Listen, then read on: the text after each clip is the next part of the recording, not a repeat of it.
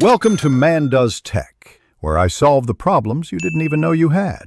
In this video, I will explain how to get a Shopify QR code. We'll begin by understanding what QR codes are and why they are incredibly useful for your online store. Then, we'll dive straight into the practical steps, guiding you through the entire process from creation to deployment.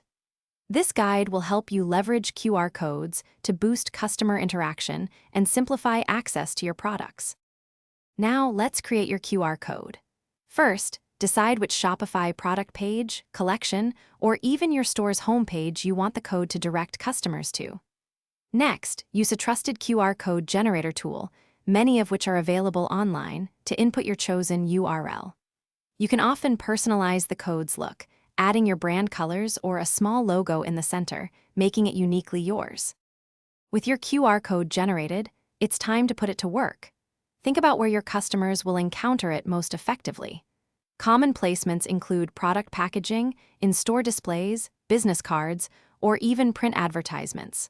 Always ensure the code is printed clearly and is large enough for easy scanning, typically at least 1 inch by 1 inch.